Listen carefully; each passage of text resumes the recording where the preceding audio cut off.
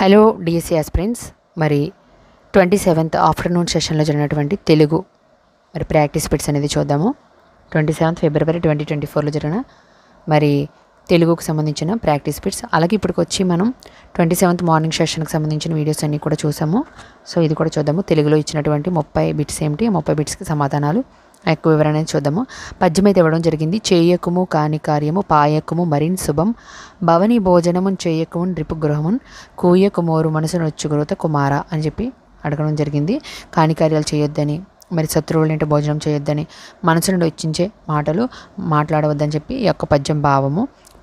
పై పద్యంలో కవి ఎవరి ఎంట భోజనం చేయవద్దంటున్నాడు? పై పద్యంలో కవి ఎవరి ఎంట భోజనం చేయవద్దంటున్నాడు?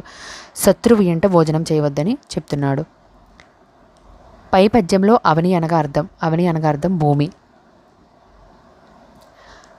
గద్యం ఇవ్వడం జరిగింది. ఆధునిక కవిత్వ ప్రక్రియలో ఎన్నో కవిత రూపాలు వచ్చాయి. అవును, ముత్యాల సరాలు, వచన కవిత, హైకులు, ఇలా ఎన్నో కవిత రూపాలు చూస్తాం. సజీవమైన కవిత్వం కాలానికి అనుగుణంగా తన రూపాన్ని తానే ఎంచుకుంటుంది. హైకుల ద్వారా వచ్చిన కొత్త రూపం నానీలు. నానీలలో 4 పాదాలు ఉంటాయి. సో కింది వాటిలో ఆధునిక కవిత రూపాలు కానివి ఏమిటని అడిగాడు. పైన ఆల్రెడీ ఆధునిక కవిత రూపాలను చెప్పించారు కదా.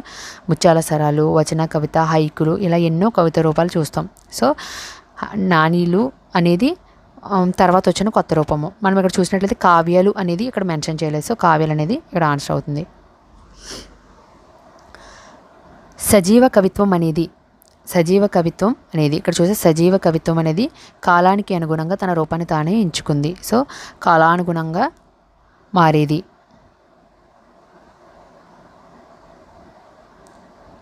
నెక్స్ట్, ఏనుగు లక్ష్మణ కవి ఈ శతాబ్దానికి చెందినవాడు. ఏనుగు లక్ష్మణ కవి 18వ శతాబ్దానికి చెందినవాడు. పేనక్కపాణి అను పదమునకు అర్థం ఏమిటి? పేనక్కపాణి అను పదమునకు అర్థము శివుడు. దహనుడు పదానికి పర్యాయ పదాలు ఏమిటి? దహనుడు పదానికి పర్యాయ పదాలు అగ్నిదేవుడు, అనలము. కారు పదానికి ప్రకృతి కాలం. దివి పదానికి నానార్థాలు స్వర్గం, ఆకాశం.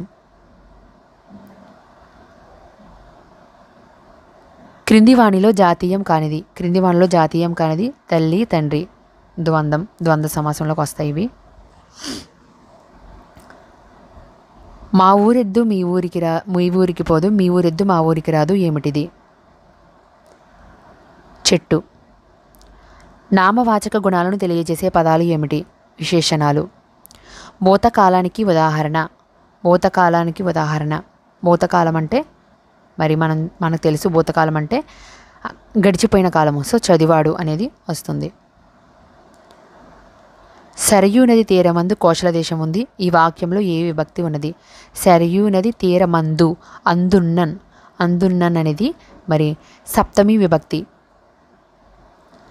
స్వల్ప విరామ చిహ్నం ఏమిటి? నిత్య బహువచనానికి ఉదాహరణ పెసలు.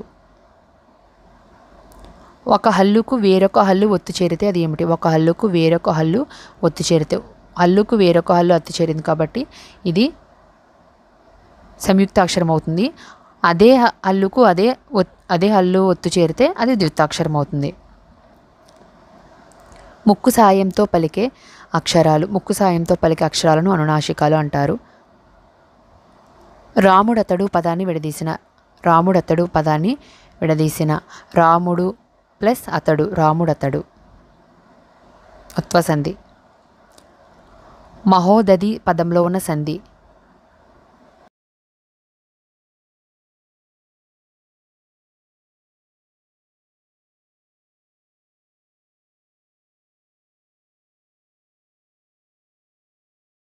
మహా ప్లస్ ఉదది, మహోదధి గుణసంధి. గుణాలు ఉంటే ఏవోఆర్లను గుణాలంటారు.